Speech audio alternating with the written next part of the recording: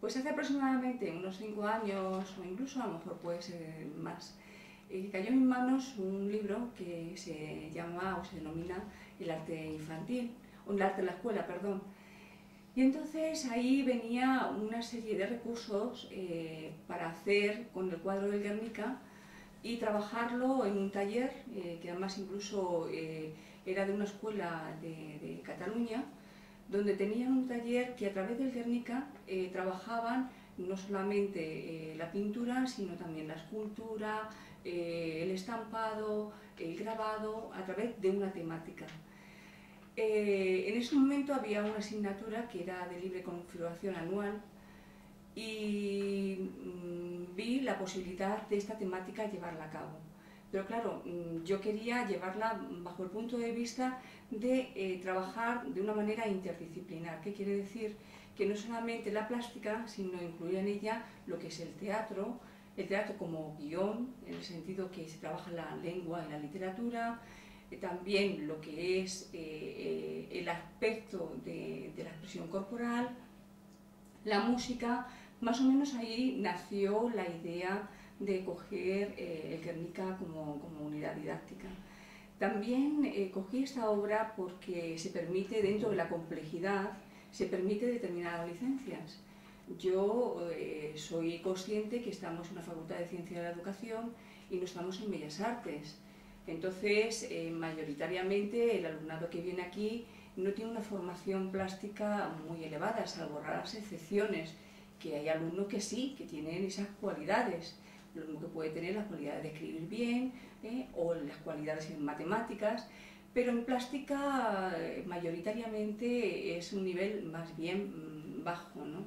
Entonces yo no podía realizar pues determinados cuadros que tuvieran una complejidad para que los alumnos pudieran trabajar. También se unió otro aspecto que fue la educación para la paz. Percibí que, bueno, aparte del Guernica, que es una obra emblemática, se podía trabajar esta temática unida con los valores humanos. Y a partir de ahí fue pues cada año ampliando pues la temática, hasta incluso la posibilidad de hacer algunos teatrillos, otros cursos con marionetas, pero específicos dentro de la temática. Y es más, hubo un curso que se hizo la experiencia en primaria, un alumno de educación especial. Pues la respuesta de los alumnos ha sido muy buena. Cada año, claro, vosotros venís la primera vez. Para mí es una temática que cada vez la voy dominando más, ¿no? Y voy entrando o llevando aspectos novedosos que me vais aportando también todos vosotros. Y este año, dentro de la indisciplina disciplinada, es una cosa un poco, veo que muy bien, sobre todo el entusiasmo. El entusiasmo porque es una unidad didáctica que permite la creatividad.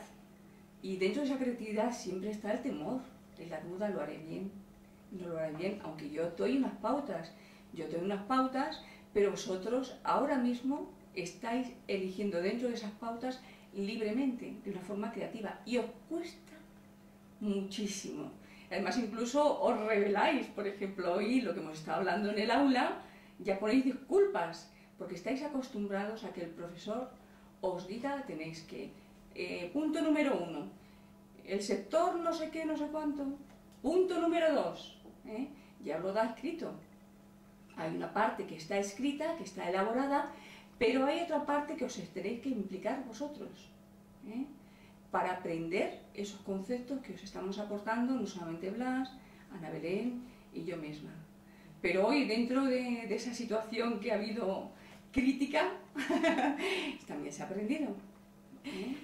Bien, ya incluso yo creo que sí, aunque lo he contestado antes, pero todas estas circunstancias o retos que estáis ahora mismo resolviendo, yo creo que sí, que vamos a hacer una unidad didáctica, además bastante digna, incluso a la hora de representar, porque es la primera vez que se va a llevar a la práctica, ¿no? Que vosotros sois exactamente la experiencia o la experimentalidad en llevar a cabo esta unidad didáctica. Yo creo que sí. Yo creo que sí, vamos. Sobre todo nos va a servir para analizar los aspectos que hay que conservar y los aspectos que hay que modificar. Yo tengo totalmente la esperanza, primero porque creo que vosotros tenéis un potencial que no lo habéis sacado, precisamente por eso, porque estamos acostumbrados a una educación demasiado formalista.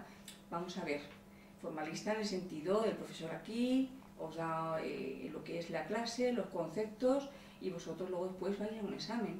Sin embargo, ahora no hay un examen por medio.